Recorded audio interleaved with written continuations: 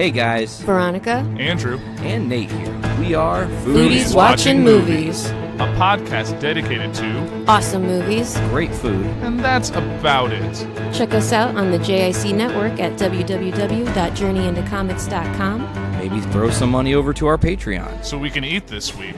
And now, your feature presentation. The following is a Journey into Comics. Journey into Comics. Journey into Is a Comics. Journey into Comics. Journey into Comics. Journey into Comics. Network. Network. production.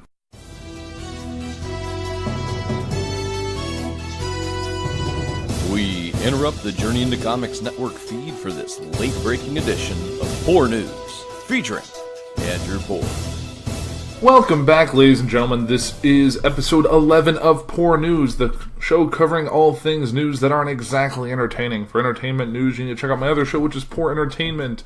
And both of those will be coming to an end as soon as the government is no longer under shutdown. As you know, the government's been in a shutdown since before Christmas. We're actually entering, as you're listening to this, day 18, unless a miracle happens by the time I'm recording it now, which is the day before, and the day you're listening to it. Still in a shutdown. Getting to be one of the longer ones we've had in a while. So we'll kind of have to see when we come out of this, but when we come out of this, there'll be some new shows for you to listen to, or at least one new show that'll be taking the place of this show and the other show I do. It'll be a little interesting, but we're here today to talk about news. And since the biggest news is the shutdown, I thought we could try out by, let's just talk about the shutdown. So, want to get into this, I want to actually give a phone call to someone who knows all about the shutdown. He's very involved with it. Let's see what he has to tell us today. Let me just give him a call right now. Okay, just any minute now.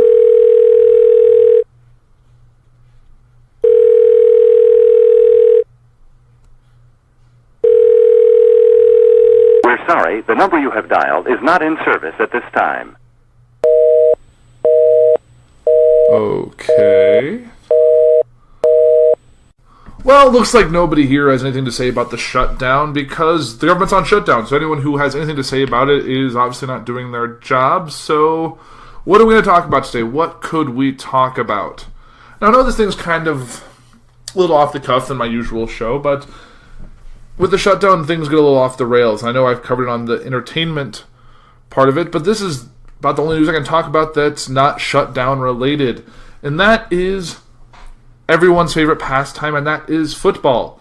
Yes, I'm talking about the American football, not the football for the European or the outside the U.S. set, which is basically soccer, football, as it will. But big thing that I saw, which was on Sunday, which was the Bears-Eagles game. I'm not the biggest football fan. I've gotten increasingly so in the past couple years. I started getting into fantasy football and all of that. So my interest has kind of picked up there, but it's still kind of a new experience for me. And I know if anyone was a Bears or an Eagles fan, Sunday's game was a bit interesting, to say the least.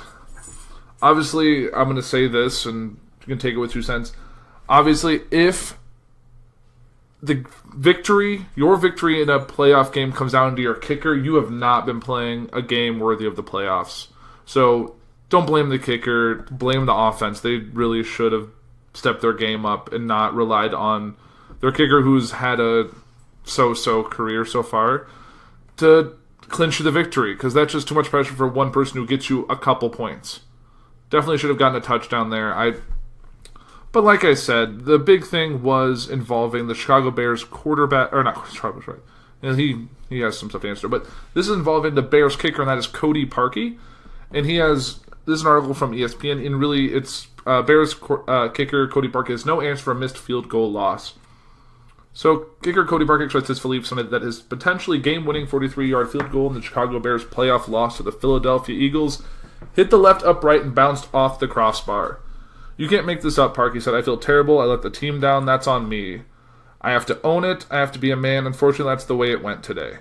The manner in which he missed the last-second kick hit too close to home for Parkey, which endured criticism earlier the year when he bounced 4 separate kicks off the uprights in a Week 10 victory over the Lions. The Bears were not so fortunate to escape with a win this time, falling to Philadelphia 16-15. I thought he hit a great ball and was trying to play the wind. There's really no answer to it. I didn't make it. I take the loss on me. The sun is going to shine tomorrow, but unfortunately, this one's going to sting for a while. Slow motion replay shows that Parkey's kick appears to be tipped at the line of scrimmage. Eagles defensive tackle Trayvon Hester told The Athletic that he got his hand on the ball. So really, you can't even blame him. If it was a little bit higher, a little bit in a different position, the Eagles defensive tackle wouldn't have been able to tip it at all, and it wouldn't have hit the upright and the crossbar and not work for us. But Parkey did make his first 3 field goal attempts on Sunday. The veteran kicker had a trying first season in Chicago. The Bears signed Parkey, formerly of the Eagles, Browns, and Dolphins, to a 4-year deal in free agency that includes $9 million in guaranteed money. But Parkey ended up missing 11 total kicks on the year, 8 field goals, 3 extra points. Parkey was named NFC Special Team Player of the week after his dreadful game versus the Lions, and he converted 13 of his past 14 field goal attempts prior to Sunday's late miss. It's hard, Bears head coach Matt Nagy said. It's a difficult deal. I don't think you can write this story with how things went for him this year, how he rebounded. That's my dog in the background. Gotta love recording from the office.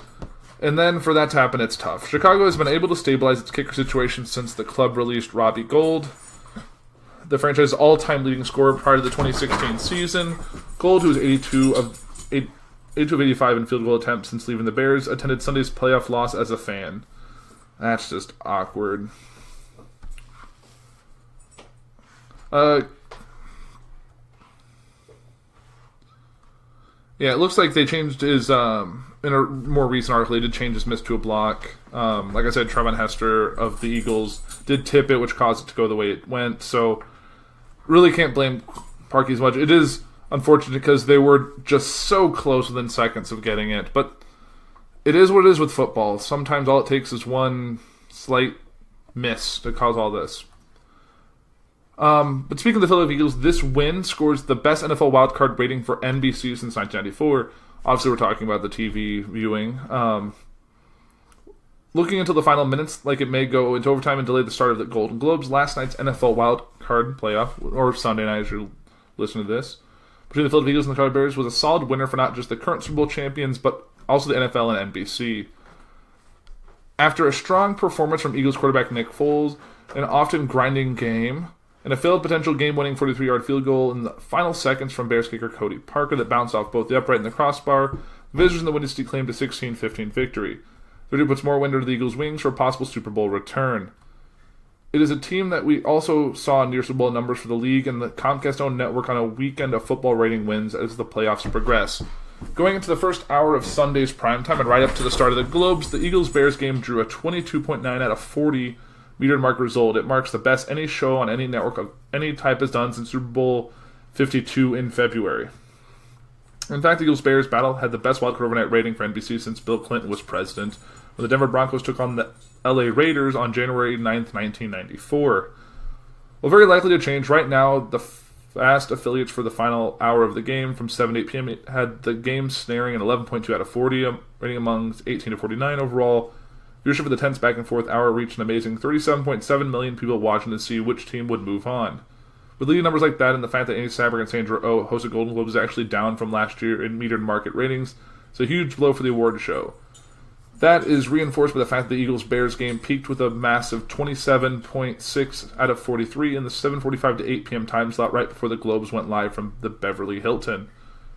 Facing next to no serious competition, the expectation would be that the Globes would see a significant bounce from its programming predecessor as two big teams from major markets faced off. Decline or even staying flat in the case is a big loss for the Globes coming off the NFL results. Putting the results of the game in another point of view in a season that has seen an uptick in NFL numbers, last evening's game was up 12% in metered market ratings from the comparable New Orleans Saints-Carolina Panthers game on Fox last year. We'll see final numbers for Sunday's game in the next day or two, but for now, check out top 10 local markets. So Philadelphia had 44.6 out of 66, Chicago 43.1 out of 68, New Orleans 34.5 out of 51, and so on and so forth. I don't know why my cat's attacking a window blind, but hey, what are you going to do? One thing that I noticed as not a great, like an active participant in football watching or spectating, as it will, is that this was actually, according to The Ringer, a referendum on modern coaching. All season, the story of the league has been play calling ingenuity that manifests itself in all 4 of this past weekend's playoff games, just not in the way we might have expected. The NFL's playoff field already serves as a useful way to identify which teams are the class of the league. This season, though, the wild card weekend games whittled the group down even further by illustrating an important league-wide trend. From the moment the Colts began their 12-7 beatdown of the Texans and through Sunday's 16-15 nail-biter in Chicago, this past weekend's results were a testament to the importance of creative, adaptive coaching. As teams with solid game plans and willingness to implement new ideas thrived, those that obstinately stuck to their guns flailed. The 2018 season exposed the growing gap between the league's best schemers and the rest of the pack. And the first set of postseason games made that even more evident.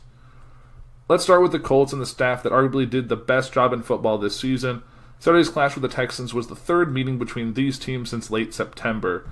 And with 2 games worth of film to work with, head coach Frank Reich and defense coordinator Matt Eberflus had a clear understanding of how this could most effectively attack Houston on both sides of the ball. On the Colts' first drive of the game, with Indy facing a 2nd and 10 at the Houston 44-yard line, Andrew Luck found T.Y. Hilton deep down the middle for a 38-yard gain, one that set up a short Eric Ebron touchdown to put the Colts up 7 early. The Texans' reliance on cover 2 concept makes them vulnerable to speed in the middle of the field, and few receivers are better equipped to take advantage of that than Hilton. Even with a busted ankle, Luck was brilliant throughout the first half, and his performance was only accentuated by a game plan that consistently took advantage of Houston's lack of athleticism on the back end. Zone defense played a key role for Eberflus as well. Well, in this case, the concept was used to his unit's advantage. Eberflus is more content to have his group sit on a soft zone coverage than just about any other coordinator in the league. And it worked near perfection against Deshaun Watson, who had nothing available down the field, and it led to a slew of check downs and errant touch throws from a quarterback who carried the Texans for much of the season. DeAndre Hopkins finished with just 5 catches for 37 yards, which is a recipe for disaster for an offense without many other proven pass-catching threats. At every level, the Colts looked like the team with an approach well-tailored to both their personnel and their opponent. The recipe will lead them to Kansas City next weekend for the AFC divisional round. As great a job as the Colts did this weekend, the performance from the Seahawks coach was equally bad.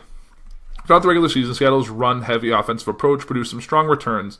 Pete Carroll's team was the only group in the league that ran the ball on more than 50% of its plays. 52.4% exactly. And that, plus some occasional downfield brilliance from Russell Wilson, allowed the Seahawks' conservative philosophy to work for much of the year, but lost in a 10-6 campaign with just how difficult Seattle's scheme made life for its quarterback. A huge portion of the Seahawks' passing production came solely because Wilson can turn into a sorcerer on deep, tight window throws. Against Dallas on Saturday night, we saw how quickly the approach can go awry. It's not short to say that Brian's Schottenheimer's play calling against the Cowboys is among the most madly stubborn displays in recent memory. Seattle's offensive approach throughout the game was fairly straightforward. After one of the team's running backs had rushed for a minimal gain on the first down, another run had been stuffed on second down. Wilson would drop back to pass, facing a 3rd and long to do his best to fit a throw into a keyhole down the sideline. Every so often he dropped a gorgeous teardrop to Tyler Lockett or Doug Baldwin to advance the chains. But for the most part, the Seahawks struggled to generate consistent offense. Seattle converted just 2 of its 13 third downs and managed only 11 first downs on the day. If the Seahawks offense simply had no answer for a stout Cowboys defense, that would have been understandable. Dallas stonewalled Drew Brees and the Saints in Week 13 at a time when New Orleans was rolling every other defense in its path. What's all the more frustrating, though, is that the Seahawks did have answers. At one point in the third quarter, Wilson had thrown 16 passes and averaged 8.3 yards per attempt on those throws.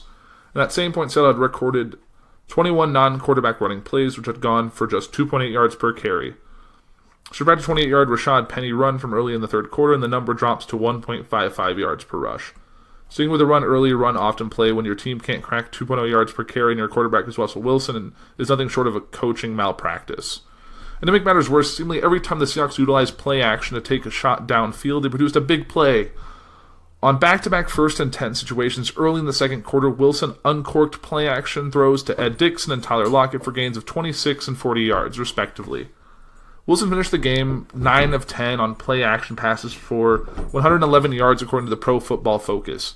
Yet instead of leaning on that strategy on early downs, Seattle continued to hammer away with the running game and saddle its superstar quarterback with overwhelming odds on third down. The Seahawks had the tools to combat Dallas defense on Saturday, but Schottenheimer refused to use them. That's the worst sort of coaching possible, an unceasing dedication to identity that's a direct contrast to what's best for your team. Malleability is a necessary trait for teams and coaches at this stage of the season.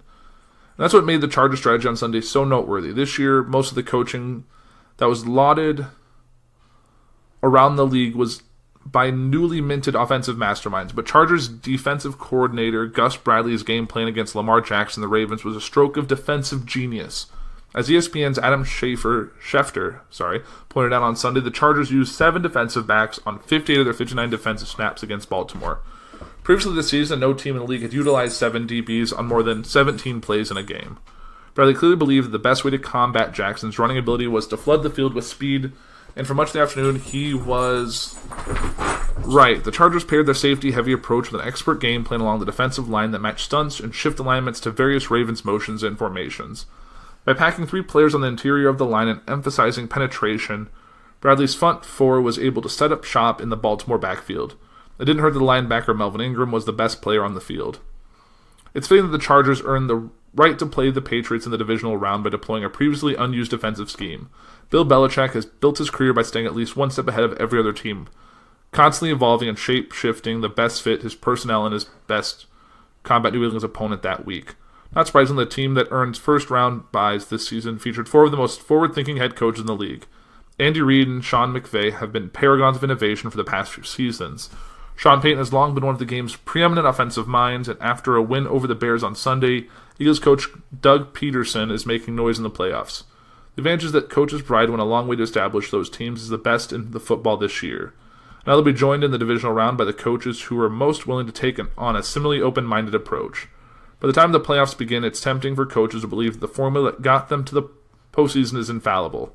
But Wild Card Weekend was even more proof that the coaches who are able to adapt are the most likely to survive.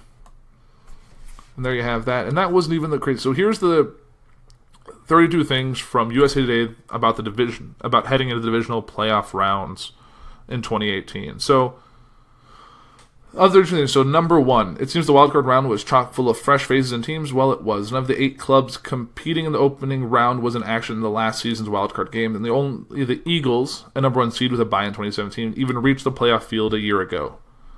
1A, but you'll see a large familiar character in the divisional round with Philadelphia returning along with 4 teams on bye, the Chiefs, Patriots, Rams, and Saints, all postseason entries last year too. The last team to advance the Super Bowl after playing on wildcard weekend was the 2012 Ravens, who won Super Bowl 48? Looks like 48. The next 10 conference champions had all had first round byes. Gen Xer Phillip Rivers, 37, had to be the sentimental favorite to win it all, right? No, quarterback in league history has thrown for more yards, 54,656, or more touchdowns, 374, yet never played on Super Sunday. Excuse me. And how great and entertaining would it be to see Rivers Chargers take on the Saints and former Bolts quarterback Drew Brees, who kept Philly Riv on the bench for 2 years. Number 3, but if you're into unminted millennial passers, Patrick Mahomes, 23, Jared Goff, 24, Dak Prescott, 25, and most certainly Andrew Luck, 29, could ride great storylines all the way to Atlanta, site of Super Bowl 52. 3 quarterbacks made their playoff debuts during Wild Card Weekend. Deshaun Watson, Lamar Jackson, and Mitch Trubisky all lost. Well, Matt Nagy guess you should have laid down for the Vikings Week 17 rather than invite a matchup with the Eagles and your old buddy Doug Peterson. Did anyone else want Eagles-Bears go into overtime, maybe double overtime, just to see how NBC would handle its Golden Globes coverage, which began minutes after Al Michaels and Chris Collinsworth wrapped? Rough nights for Chicago's Cody Parker, whose would-be game-winning field goal attempt from 40 yards hit the uprights, then the crossbar before chroming into the end zone. No good. Parkey drilled the Soldier Field uprights 4 times November 1st. Uncanny. If I've learned anything this season, it's that Parkey's about to get a flood of support from kickers throughout the league as he copes with his unfortunate bounce. Nick Foles was picked off twice in Sunday's win over the Bears, the last time he threw multiple interceptions in Eagles uniform. October 26, 2014, Chip Kelly was their coach, and Foles had yet to play for the Rams or Chiefs. Last time Philadelphia played the Saints in postseason, the 2013 wildcard round, Foles was also their quarterback in a losing effort. Kelly's only NFL playoff appearance. Congrats to Eagles wide receiver Golden Tate, who scored the game-winning touchdown in Chicago, instantly justifying the scrutinized trade deadline deal for him, which cost Philly a third-round pick that appeared awfully expensive given the struggles to integrate Tate into the offense. Congrats to Eagles left tackle Jason Peters, running back Darren Sproles, and left back, Jordan Hicks, who all missed the 2017 Super Bowl run with injuries but tasted a playoff victory Sunday. Was wildcard weekend MVP Chargers defensive coordinator Gus Bradley's was on the short end of a 22-10 loss to Baltimore 2 weeks ago. Sunday, it showed the rest of the league how to contain Jackson, essentially deploying a defense comprised of linemen and defensive backs to shadow, flummox, and batter the rookie.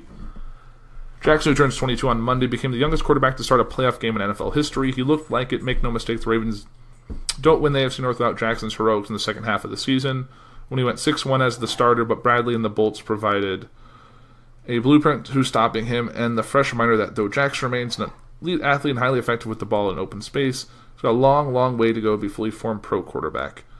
He was sacked 7 times, played off once, and fumbled thrice, losing the ball the team's final possession.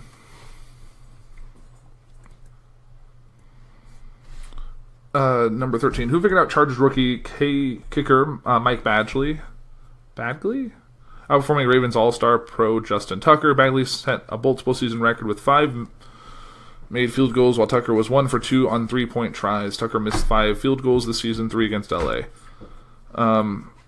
Who figured on Chargers fullback Derek Watt making a longer playoff run this season than brothers JJ and TJ?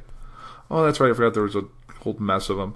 The Chargers haven't beaten Tom Brady since 2005. Rivers is a 0-7 head-to-head against TB12, including 2 losses in postseason. But Sunday, the Chargers became the only team in the league to win 8 times on the road this season. A visit to Foxborough, daunting as it is, won't faze them. The last time Rivers appeared in a playoff game at Gillette Stadium in the 2007 AFC Championship game, he played on a torn ACL. Now, these are just getting kind of long. I'm just going to kind of skip over that and go to my last thing, which is just a little forward thinking here, and that is, for those of you interested, this is the NFL Playoff Divisional Round schedule and matchups, as well as TV channel that you can watch them on. So winners of this weekend wildcard playoff games will advance to the divisional round, which will take place on Saturday, January 12th, and Sunday, January 13th. The winners will face the number 1 and number 2 seeded teams from both the NFC and AFC, Chiefs, Rams, Saints, and Patriots, respectively. Winner of the divisional rounds will advance to their conference championship, where they will fight for a spot in Super Bowl 53? I thought it was 52. Oh, the last one was 52. On Saturday, January 12th, Indianapolis Colts at Kansas City Chiefs. The time will be at 4:35 Eastern Time. You can watch that on NBC or wherever you can stream it, but yeah, it'll be on NBC. Dallas Cowboys at LA Rams. That'll be at 8:15 Eastern Time, also on Saturday, January 12th. And that will be on Fox. On Sunday at 1:05 Eastern Time, you can watch the LA Chargers at the New England Patriots on CBS. And then you can watch the Philadelphia Eagles at the New Orleans Saints at 4:40 p.m. Eastern Time, also on Fox. So that's where you can catch the playoffs. And I'm not the usual Bowl guy, and really after the Bears are out, I don't know if I'm really going to pay that much attention. I might be tuning out until the Super Bowl to see who actually is playing, if it's a good game. I do remember watching the Eagles defeat the Patriots last year. So maybe if the Patriots do make it there, it'll be a chance to see that again. But maybe the Patriots won't go to the Super Bowl, because I think after as many rings as they have, they can take a couple years off. Maybe it's time for Brady to retire, but that won't happen because Brady is still a superstar, and until he breaks something or severely injures himself, I don't think he's going to go anywhere. Maybe Bill Belichick retire, but that's even less likely. So, I don't know. I think that'll do it for Puhr News for this week. It's been sports news, which is fine. You can find it entertaining, you can find it news. That's kind of up to you. But I think that'll do it. Let's tune in next week for Puhr Entertainment or the new show, depending on how long this government shutdown lasts. I'm a little hit or miss on what it's actually going to be, but we'll kind of have to see what happens. But that does it for Puhr News for this week. I'm Andrew Puhr. You can check out all the other shows on our network by going to journeyintocomics.com. We have a Patreon you can access at patreon.com/journeyintocomics. We have other new shows that have been out recently, like Dungeons with Dudes and Crucial Tunes, which I haven't really talked about before, but check those out. They're really good. And this network has definitely been expanding. It's trying a bunch of new things. Lots of new content. It's kind of one of those things. Get on Journey to Comics Network, listen to the best of the week. If you find a show you like, check out more of its content. But if you want to get a taste for what the network has to offer, just listen to those Best Week episodes that air every Sunday, which are little snippets of all the shows you're going to see that Nate curates himself after he listens to all the week shows. So just take that taste and find out if it's something you like. maybe there's nothing you like, and in that case, move on. There's plenty of podcasts out there, but I'm sure you can find something with just an hour of your time listening to the best of the week. Well, that does it. Have a great week, guys.